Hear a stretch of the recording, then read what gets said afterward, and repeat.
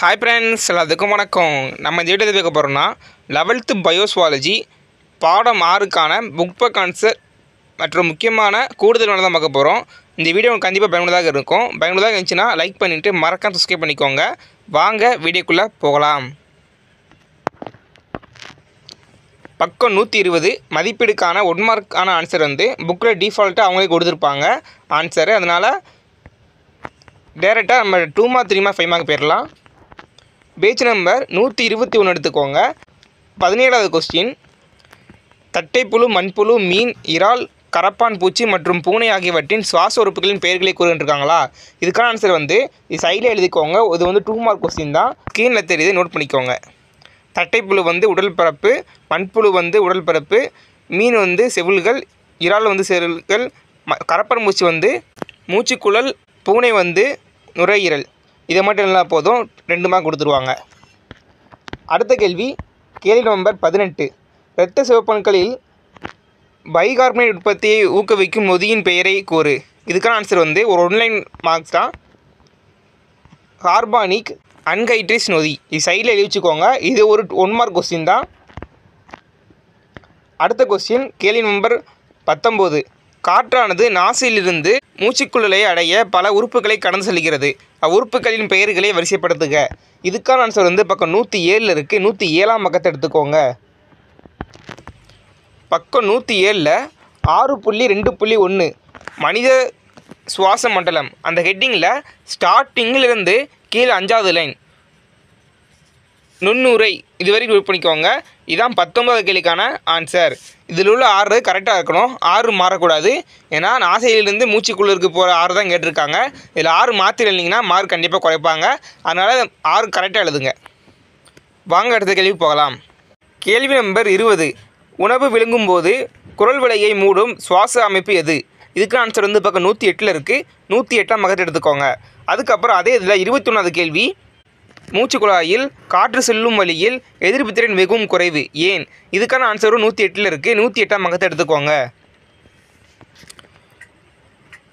பக்கம் 108 மனிதனின் சுவாச மண்டலம் இருக்கா? அந்த படத்துக்கு லெஃப்ட் சைடில் ஸ்டார்டிங்கிலிருந்து 4வது லைன் ஃபஸ்ட்டு பேரால் சுவாச பாதைன்னு இருக்கா, அதில் ஸ்டார்ட் பண்ணி அதிலிருந்து கீழே வந்தீங்கன்னா 9வது லைன் அனுப்பப்படுகின்றது. இதை நோட் பண்ணிக்கோங்க. இது 21வது கேள்விக்கான ஆன்சர். இது 21வது கேள்விக்கான ஆன்சர். அதுக்கப்புறம் அடுத்த லைனில் மெல்லிய மீள் இருக்கா, அதில் ஸ்டார்ட் பண்ணி அதுலேருந்து கீழே 4வது லைன் தடுக்கிறது. இது வரைக்கும் நோட் பண்ணிக்கோங்க. இது 20வது கொஸ்டின். மேலே உள்ளது 21வது கொஸ்டின், கீழே உள்ளது 20வது கொஸ்டின். அடுத்த கேள்வி நம்பர் 22. இது அடிக்கடி அரசு தேர்வில் கேட்டிருக்காங்க. நோட் பண்ணிக்கோங்க. கடல் மட்டத்துக்கு மேல் அதிகமான உயரத்தில் நீண்ட நாள் வாழ ஒருவரின் உடல் எவ்வாறு சரி செய்து கொள்கிறது? இதுக்கான ஆன்சர் பக்கம் 117 இருக்குது. 117ஆம் பக்கத்தை எடுத்துக்கோங்க.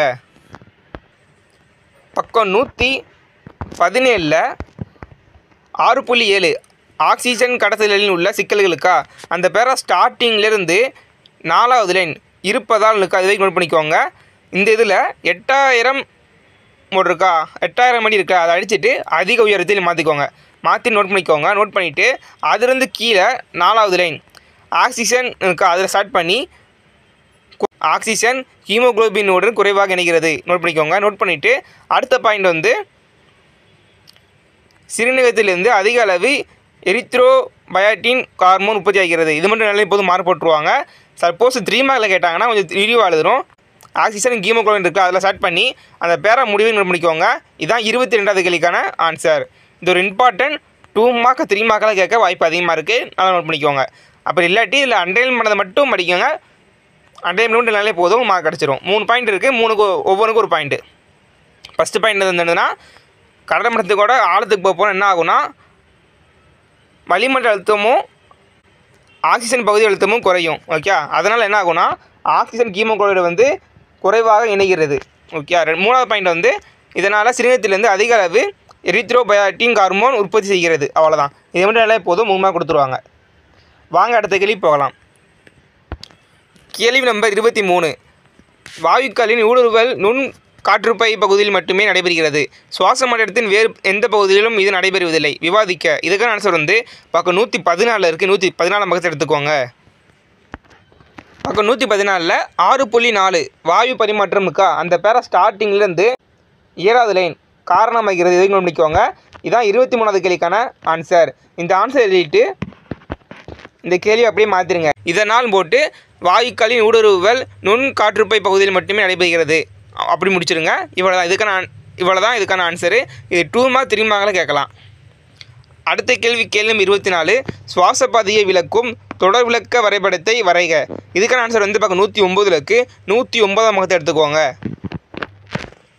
பக்கம் 109 ஸ்டார்டிங்கில் ஒரு படம் இருக்கும். அந்த படத்தை நோட் பண்ணிக்கோங்க. மனித சுவாச பாதை, இதுதான் 24வது கேள்விக்கான ஆன்சர்.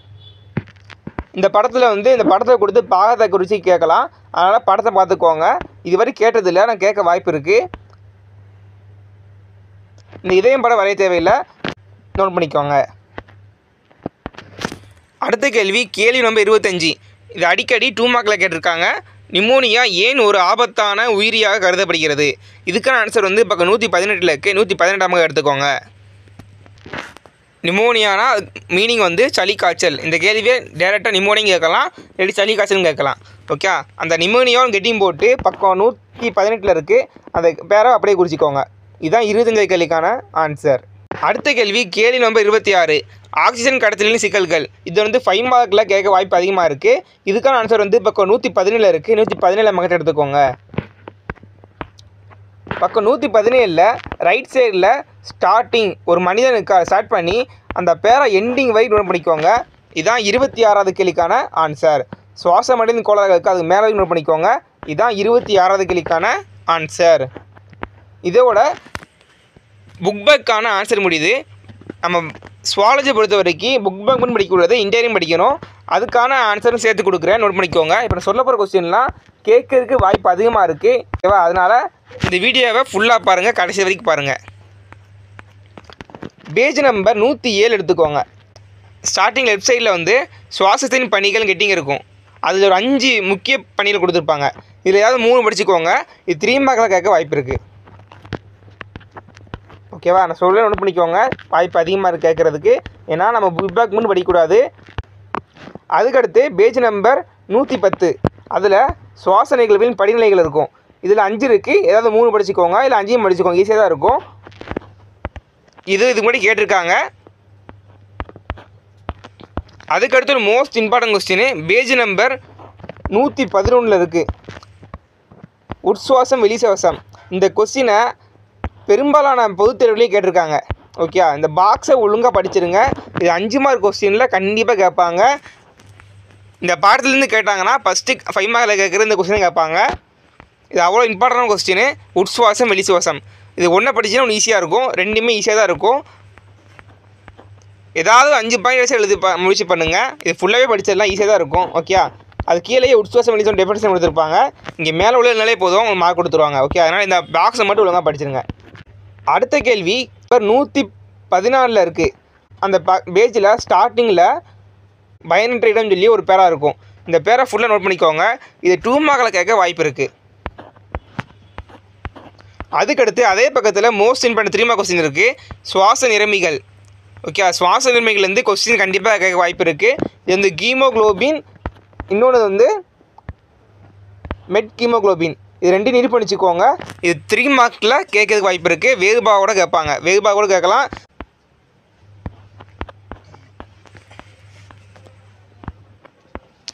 அதுக்கடுத்து பேஜ் நம்பர் 117 சுவாச மண்டலத்தின் கோளாறுகள். அதில் ஆஸ்துமா, நுரையீரல் அடைப்பு, மார்பு சளி நோய், சளி காய்ச்சல், காசா நோய் இருக்கும். இதில் ஒவ்வொரு கெட்டிங்குக்கும் ஒரு பாயிண்ட் படிச்சுக்கோங்க.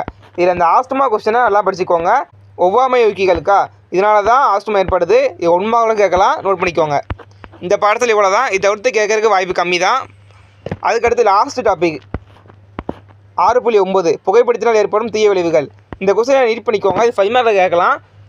இந்த கொஸ்டின் நீங்கள் வாசாலே உங்களுக்கு புரிஞ்சிடும். இது ஈஸியாக எழுதுகிற மாதிரி தான் இருக்கும். ஓகே, ஏன்னா என்ன புகைப்பிடிக்கணும் என்ன தீங்கு வரும்னு சொல்லி கொடுத்துருப்பாங்க. ஒருத்தர் ரீட் பண்ணிங்கன்னா போதும், எழுதிடலாம். இந்த பாடத்தை ஃபுல்லாக நல்லா படிச்சுக்கோங்க. ஏன்னா இந்த 6 லெசன்லேருந்து அடிக்கடி கொஸ்டின் மொபைலில் கேட்டுகிட்டே இருக்காங்க. இந்த 6 லெசனை ஃபுல்லாக முடிஞ்சால் தரவு பண்ணியிருக்கேன். இது ஈஸியான பாடம் தான். ஈஸியாக மார்க்ஸ் பண்ணலாம். இந்த வீடியோ பிடிச்சி லைக் பண்ணிவிட்டு மறக்காம சப்ஸ்கிரைப் பண்ணிக்கோங்க. இந்த வீடியோ மறக்காமல் உங்கள் ஃப்ரெண்ட்ஸ் ஷேர் பண்ணுங்கள். எல்லாருக்கும் பயனுள்ளதாக இருக்கும். தேங்க்யூ ஃபார் வாட்சிங்.